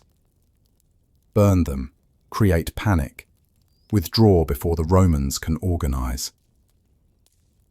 You reach the first wagon and drive your torch, prepared with marsh reeds soaked in rendered fat, into the canvas covering.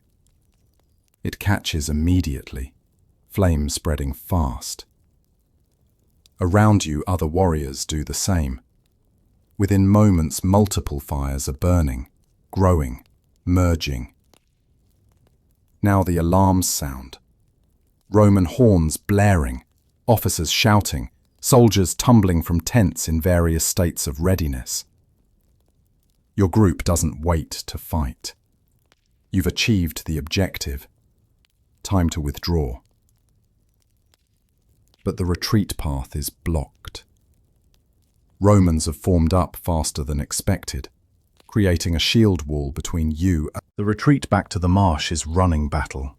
Romans pursuing, warriors turning to fight and delay them, then running again, then fighting again.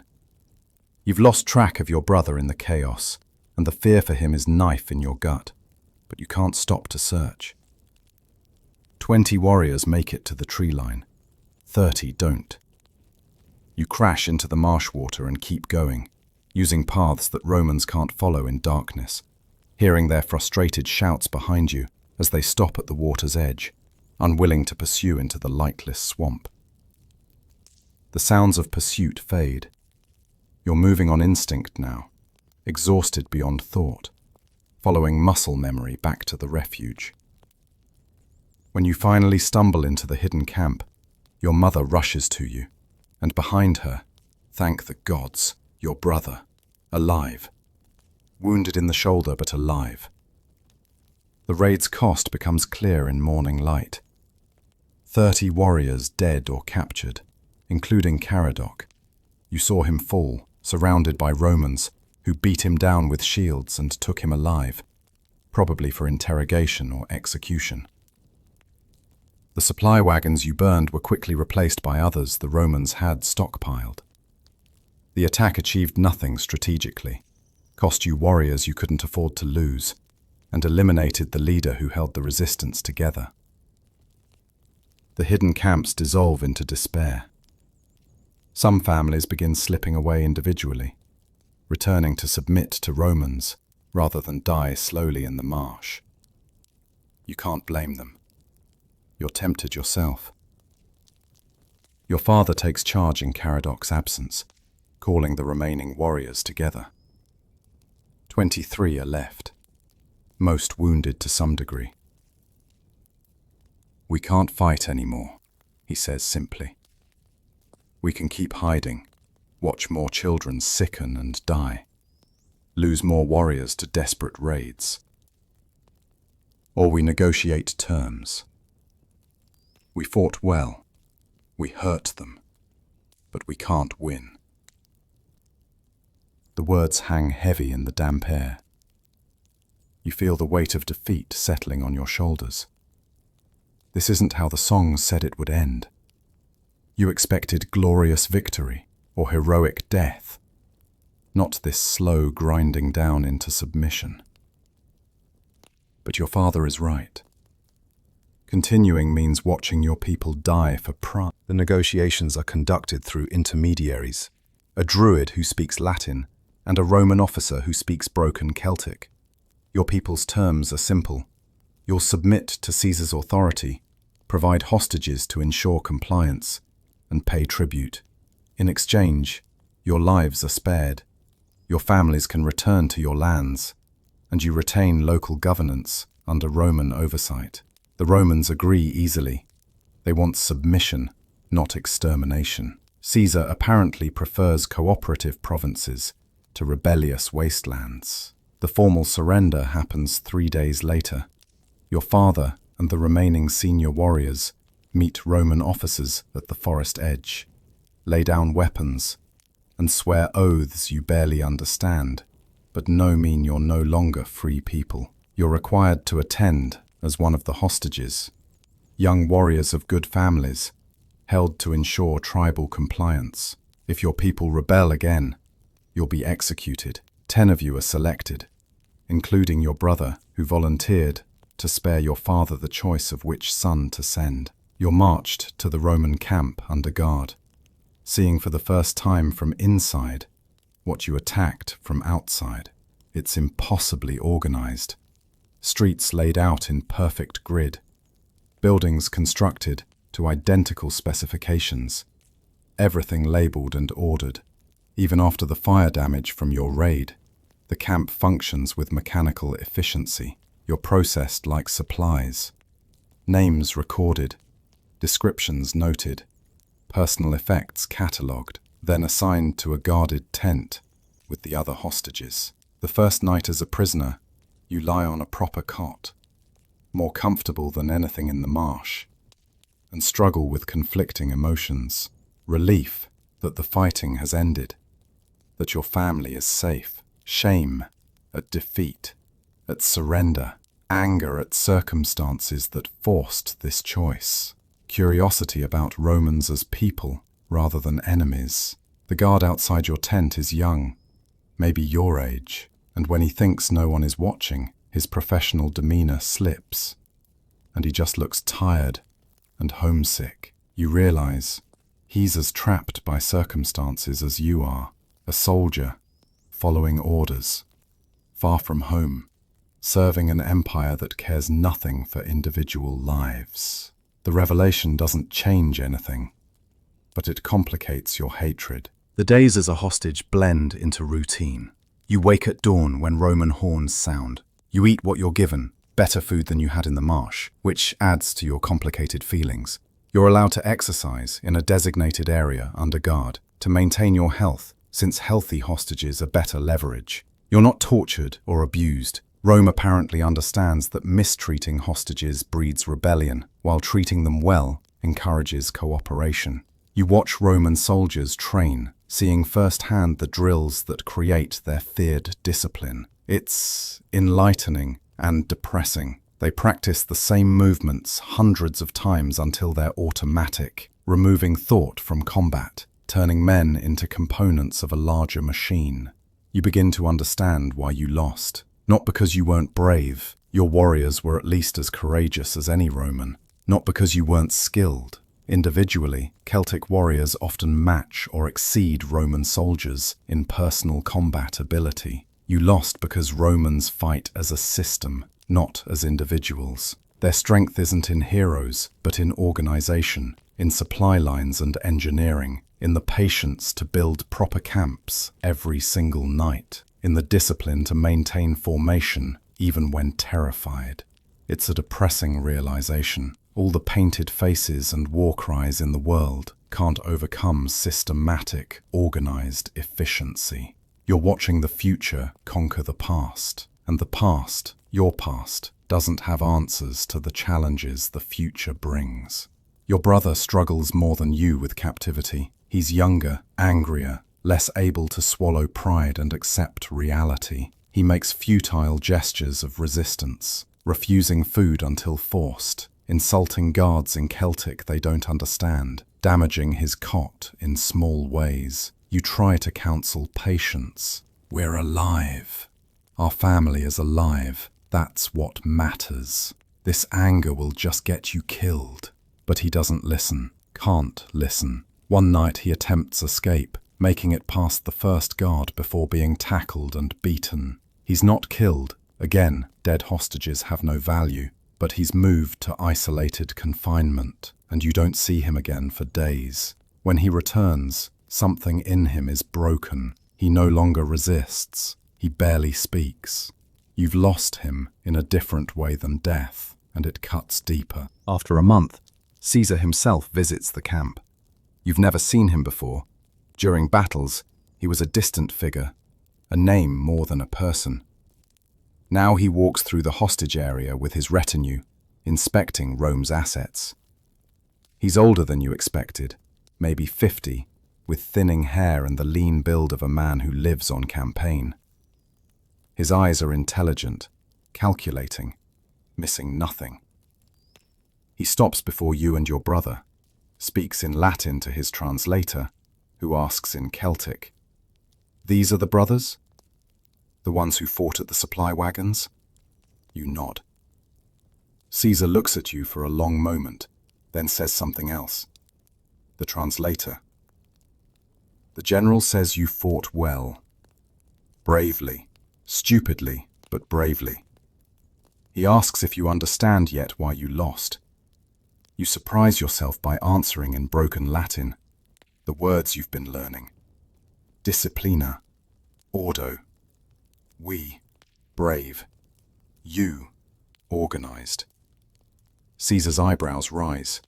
He responds in slow Latin, gesturing, and you catch perhaps half of it. Something about how courage without discipline is wasted, how individual excellence means nothing against collective strength, how Rome has conquered the world not through better warriors, but through better systems. He's not mocking you. If anything, he seems to be teaching, treating you as a student rather than an enemy. It's strange, humanizing. He asks through the translator if you wish to learn more Latin, to understand Roman methods. You say yes, not sure why except that knowledge is never wasted, and understanding your conquerors might help your people survive them. Caesar institutes what he calls a leadership program. Selected hostages of intelligence and good family will be educated in Roman ways, learning Latin, Roman law, military tactics, with the goal of eventually returning to their tribes as leaders who understand Rome and can help mediate between cultures. It's brilliant strategy, really, creating a generation of native leaders who think partially like Romans, who can sell cooperation to their people. You're selected for the program along with 3 others. Your father, when informed during his monthly visit to check on you, looks conflicted. 3 months into captivity, you're conversing in Latin with reasonable fluency. You've learned Roman numerals, basic military organization, the structure of Roman law. Your tutor, a Greek slave who serves as military educator, treats you with professional respect, recognizing your intelligence and quick learning. Through him, you begin to understand the scope of Rome's empire. Legions fighting in Spain, Gaul completely subdued, campaigns in Germania, trade reaching to lands you've never heard of. Britannia is just a small piece in a vast mosaic. The realization is humbling and terrifying. Your people's entire world, the island, the tribes, the old ways, is just a footnote in Rome's expansion. But you also learn Rome's weaknesses. The empire is vast, which means it's stretched thin. Communication is slow despite their famous roads. Distant provinces can rebel if garrisons are small. Rome rules through a combination of military force, local collaboration, and strategic tolerance of native customs. They don't generally try to erase conquered peoples. They incorporate them, Romanize them gradually, turn them into participants in empire rather than victims of it. It's seductive and insidious. You can see how tribes might accept Roman rule not from fear alone, but from the benefits it brings. Peace between formerly warring tribes, access to Roman trade goods, protection from outside threats, the chance to join something larger than yourself. You write a letter to your father in Latin, a simple message that the tutor helps you compose properly. You explain what you're learning, what you're beginning to understand. His response, dictated to a scribe since he cannot write, is thoughtful. Knowledge is good. Understanding Rome helps us survive Roman rule. But never forget who you are. You can learn their language without becoming Roman. You can understand their ways without abandoning ours. Walk between worlds, but keep your feet in both. His words become your guiding principle. You're not becoming Roman. You're becoming someone who understands both worlds, which might make you valuable to your people in ways that pure warriors cannot be. 6 months after surrender, you're allowed to return home. Not permanently, but for a supervised visit. You travel with a Roman escort, supposedly for your protection, but really to ensure you don't flee. The journey through your tribal lands shows how much has changed. Roman roads are being constructed, straight lines cutting through forests. Trading posts have been established where Roman goods, pottery, metalwork, wine, olive oil, can be purchased with Roman coins. Some of your people are working for Roman pay, building roads, serving as guides, learning trades from Roman craftsmen. It's collaboration, occupation, transformation, all at once. Your village is both familiar and foreign. The roundhouses remain, but a small Roman outpost sits on the nearby hill. Just 20 soldiers, but their presence is constant reminder of who holds power. Your mother embraces you with tears. Your father grips your shoulders and examines you like a stranger, trying to recognize his son in the Roman-educated young man before him. Your brothers, the younger ones, look at you with awe and confusion, not sure whether you're hero or traitor. The village treats you with similar ambivalence, grateful you survived, proud you were selected for Roman education, but uncertain what you've become. You're neither fully Celtic nor Roman, existing in an uncomfortable between space. You spend 3 days at home, and they're awkward. You find yourself unconsciously using Latin words when Celtic ones escape you. You miss the structure of Roman camp life, the regular meal times, the organized schedule, the intellectual stimulation of lessons. You feel guilty for missing it, feel like you're betraying your people by having adapted too well to captivity. Your father takes you aside on the 3rd day. You're learning to survive in their world. That's not betrayal, that's intelligence. When the Romans eventually leave, and they will leave someday, your people will need leaders who understand both ways of life. You're becoming that leader. It's a harder path than warrior's glory, but maybe more important. His words help slightly. You return to the Roman camp feeling less conflicted, more certain of your purpose, even if that purpose is complex and ambiguous. Back at the Roman camp, you're given new responsibilities. Your successful acculturation and intelligence have marked you as potentially useful. You're assigned to work with the Roman administrator, handling tribal relations, essentially becoming a translator and cultural mediator. You explain Celtic customs to Romans who don't understand why tribes do things certain ways. You explain Roman law to Celts who don't understand why the empire does what it does. You're helpful to both sides, which means fully trusted by neither. The Romans see you as useful native collaborator. The Celts see you as Roman tool. You're becoming what your father predicted, someone who walks between worlds, belonging fully to neither. The work is fascinating, despite its moral complications.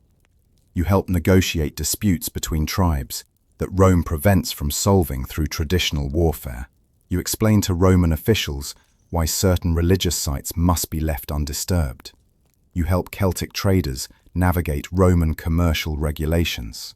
You're doing good work in a sense, preventing conflicts, fostering understanding, making occupation less harsh for your people. But you're also making occupation more efficient, more stable, more permanent. Every problem you solve, every conflict you mediate, you're helping Rome consolidate control. The moral weight of this grows heavier as months pass. You receive news that Caesar is leaving Britannia. His campaigns here have been successful enough. The tribes are subdued, tribute is flowing, hostages ensure compliance. But Gaul requires his attention, and the Senate in Rome is making political moves he needs to counter. He leaves garrison troops and administrators, but takes the bulk of his legions. Before leaving, he summons you and the other leadership program graduates. You are the future of Britannia, he tells you through translators. You understand Rome now. You understand that we bring order, peace, prosperity.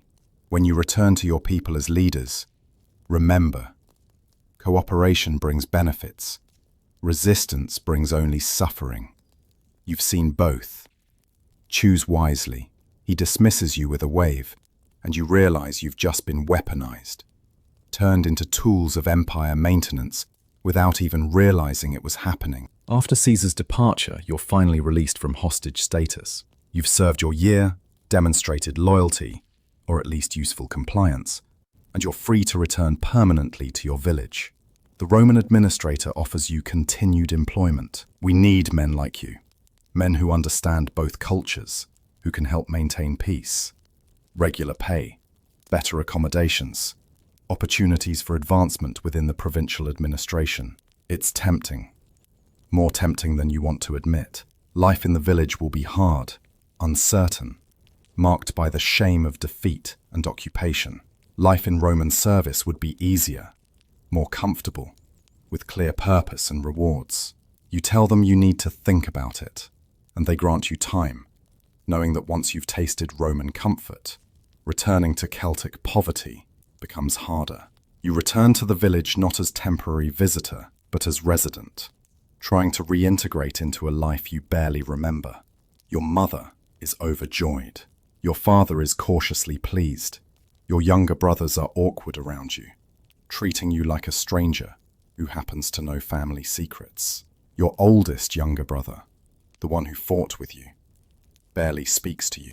His wounds healed, but something broke in him during captivity. He survived physically, but lost whatever made him who he was. Seeing him hollow-eyed and silent fills you with guilt and grief. Did you protect him by becoming what you are? Or did you abandon him to his trauma while you adapted too well? You try to be useful to the village. You explain Roman expectations to those who don't understand them.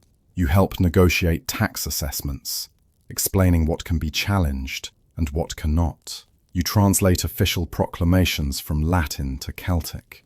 You're valuable, but you're also uncomfortable. Too Roman for full acceptance, too Celtic for full trust in yourself. You feel split, divided, never quite whole in either world. At night you dream sometimes of the battle, of the charge, of the moment before everything changed. You wake with the gladius, still kept under your bed despite being forbidden to hostages, gripped in your hand, your body remembering what your mind tries to forget. You're neither the boy who went to war, nor the man Rome tried to make you. You're something. Winter comes again. Your second winter since the campaigns began. You're approached by both sides with offers. The Romans want you to return to administrative work, offering double pay and a permanent position. The local druid wants you to teach young warriors Latin and Roman tactics, to pass on knowledge that might help future resistance. Both offers make sense in their own ways. Both compromise you differently.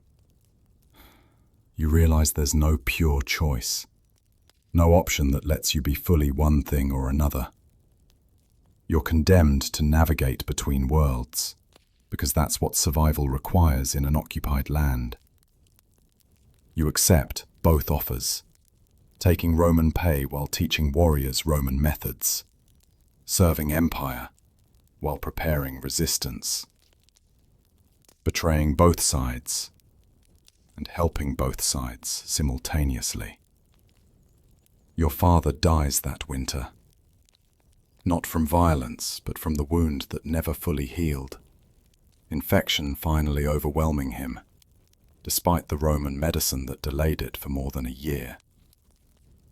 His last words to you: stay alive. Keep our people alive. Nothing else matters more than that. Not pride, not honor, not revenge. Survival. You bury him according to Celtic custom. The Romans allow this, one small concession. And you find yourself chief of your family, responsible for your mother and younger brothers, for the farm's maintenance, for decisions you're barely adult enough to make. The responsibility ages you, hardens you, forces you to be practical when you want to be emotional. The hollow-eyed brother, your war companion, walks into the winter forest one night and doesn't return. Searchers find him 3 days later, frozen, sitting beneath an oak tree with a small bronze knife in his hand, the blade marked with dried blood. He'd tried to kill himself, but apparently lacked even the will to cut deep enough. So he just sat in the cold and let the winter take him. His death breaks something in you. Guilt that you weren't there, weren't enough, couldn't save him from whatever darkness consumed him. The funeral is small, quiet. Shame. Years pass. 3 years, then 5, then 7 since the campaigns.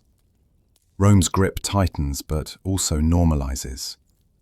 Younger children grow up knowing only Roman occupation, speaking Latin alongside Celtic, using Roman coins without thinking it strange. The village adapts. Some thrive under new conditions, trading with Romans, learning Roman skills, prospering in the provincial economy. Others struggle, clinging to old ways that no longer function in the new reality. You navigate between these factions, mediating, explaining, frustrating everyone by refusing to be purely one thing or another. You marry a woman from a neighboring village, practical match arranged by families, building alliances under Roman oversight. You have a son. Life continues despite occupation, which is itself a kind of defeat and a kind of victory. The warriors you trained grow up. Some join Roman auxiliary forces, units of Celtic warriors fighting for Rome in distant provinces, sending pay home to families, learning the empire's ways from inside. Others remain in villages, maintaining skills, waiting for opportunities that may never come. You teach them both paths, how to serve Rome if they must, how to resist Rome if they can. You're preparing a generation that's more pragmatic than yours, that understands survival isn't about glorious stands, but about choosing when to bend and when to stand firm, when to fight and when to accommodate. It's unheroic, but it's effective. Your people survive, maintain culture, pass on language and traditions even while adopting Roman elements. Caesar never returns to Britannia. He's busy with civil war in Rome, eventually becoming dictator, eventually being assassinated. The news reaches you months after the event, filtered through Roman administrative channels. You feel nothing much. Caesar was never the true enemy, just one general in an empire of generals, one conqueror in a system of conquest. His death changes nothing for Britannia. The occupation continues under different commanders. The provincial administration functions regardless of who sits in Rome. A decade after the campaigns, you're recognized as an important mediator. Celtic chief who understands Romans, Roman official who respects Celtic traditions. You're invited to Londinium, the growing Roman settlement that's becoming capital of the province. The journey itself shows how much has changed. Roman roads make travel swift and safe. Milestones mark distances. Way stations provide accommodation. You travel with a small retinue, befitting your status, and you're uncomfortable with the honor, remembering when you were a terrified boy in a marsh. Londinium astonishes you. Proper Roman city, with stone buildings, bathhouses, forum, temples to Roman gods, amphitheatre for games. Thousands of people live here. Romans, Celts, traders from across the empire, soldiers from distant provinces. It's the future, built on your island, impossible to deny or ignore. You're offered a formal position, magistrate of tribal relations, making you official liaison between Roman provincial government and Celtic tribes. The pay is substantial, the honor significant, the betrayal complete. You'd be fully integrated into Roman administration, given Roman citizenship, allowed to rise as high as your talent permits within the provincial hierarchy. Your children could be Roman citizens, educated in Rome itself, enter imperial service. It's everything practical success could mean. And it makes you sick to contemplate. But turning it down means returning to village life, struggling with farms, watching your people slowly lose their identity anyway without your guidance. There's no good choice, no pure option, no way to be heroic. You accept the position with conditions. You keep your village home, maintain your Celtic identity publicly, retain authority to advocate for tribal interests. The Romans agree easily. They're masters of compromise, understanding that symbolic concessions cost nothing when real power remains firmly in their hands. You return to your village to tell your family, and your mother looks at you with sadness. Your father fought them. You serve them. Your son will probably be them. 3 generations, and we're erased. Her words cut deep because they're true. You're facilitating the very cultural... 20 years after the campaigns, you're an old man by Celtic standards, though only 37. The stress has aged you prematurely. Your son is 16 now, exactly the age you were when you first faced Romans. But his life is completely different. He speaks Latin better than Celtic, studies in Roman schools, plans to enter imperial service. He knows nothing of painted warriors charging through storms, of marshland refuges, of the desperate last stands that defined your youth. You've given him the peaceful life you fought for, but in doing so, you've ensured he'll never understand what was lost to gain it. When you try to tell him stories of the campaigns, he listens politely, but without real comprehension. It's ancient history to him, no more real than myths of gods and heroes. The painted faces that terrified Caesar's legions are mostly gone now. Young warriors don't learn woad application. It's seen as primitive, barbaric, a relic of an uncivilized past. They train in Roman auxiliary units, learning Roman tactics, serving Roman objectives. The old ways persist in isolated pockets. Druids still teach in secret groves. Some villages still hold traditional festivals. Elderly warriors still tell stories of fighting Rome. But it's dying, fading, becoming folklore rather than living culture. You're watching the death of your people's way of life in real time, facilitating it while trying to preserve what fragments you can. It's slow cultural genocide, all the more effective because it's voluntary, chosen, piece by piece, for practical reasons. You're summoned to meet with the provincial governor. New man, career administrator, never fought a day in his life. He wants your assessment. Are the tribes fully pacified? Can garrison sizes be reduced? Can Britannia be considered stable province now? You give honest answer. Yes, the resistance is over. Not because Rome defeated you militarily. The final battles were draws at best, but because Rome offered something more seductive than military victory.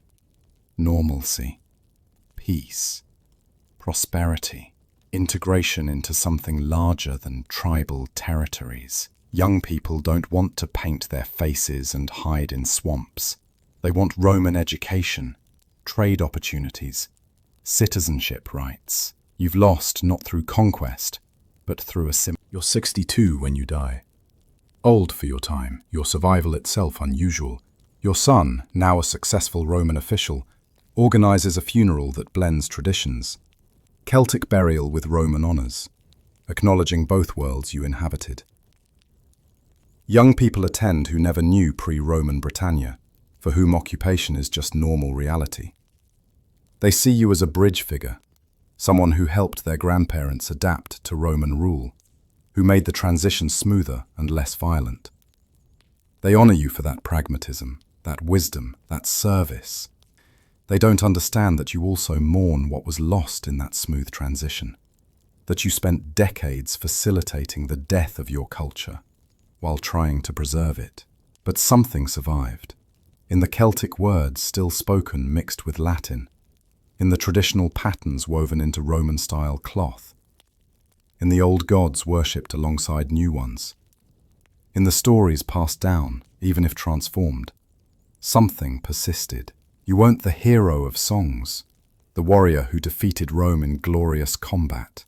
You were something more ambiguous, and perhaps more important, the survivor who helped your people endure by adapting, who chose life over death, future over past, pragmatism over purity. The painted faces that terrified Caesar didn't defeat Rome militarily. They forced Rome to pause, to reconsider, to negotiate. They bought time for cultural persistence, for hybrid identities, for survival in transformed circumstances. As you're laid to rest with your father's old weapons, the spear you carried in your first battle, found and kept all these years, you're at peace with your choices, not proud, not ashamed, but accepting. You did what you could with the options available. You helped your people survive the encounter with Rome, even if survival required becoming something different. The painted faces are mostly gone, but their descendants remain. The wild warriors who charged through storms are mostly forgotten, but their children and grandchildren live on, carrying fragments of old culture into new contexts. It's not the ending you imagined in your youth, but it's the ending you earned.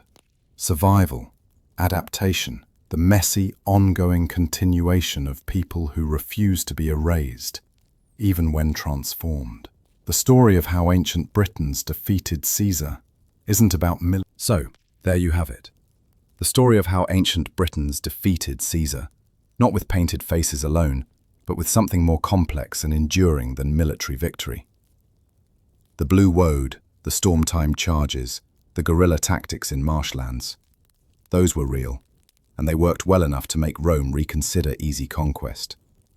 But the real victory wasn't on battlefields. It was in the stubborn persistence of people who adapted to survive, who learned their conqueror's language while keeping fragments of their own, who walked between worlds so their children could have any world at all. The warrior you followed from age 17 to his death never became the hero he imagined. He became something harder to define: a survivor, a collaborator, a preserver, a pragmatist who chose life over glory and community over individual honor. His painted face terrified Romans for a moment, but his willingness to learn their language, understand their systems, and help his people navigate occupation, that's what actually preserved something of Celtic culture into the Romano-British period, and eventually into the cultures that came after. Tonight, as you drift towards sleep, remember that history isn't just about glorious victories or noble defeats. Most of history is about ordinary people making complicated choices in impossible circumstances, surviving occupations through adaptation, passing on fragments of culture to children who'll transform those fragments into something new. The painted warriors are gone, but their descendants remained. Sometimes that's the real victory. Not defeating empire, but refusing to be erased by it. Surviving in ways that don't make for heroic songs, but make for continued existence. Rest now. Your struggles are smaller than theirs. Your world safer than theirs. Your sleep peaceful because countless ancestors made complicated compromises so you could be here. Let that thought carry you gently into dreams.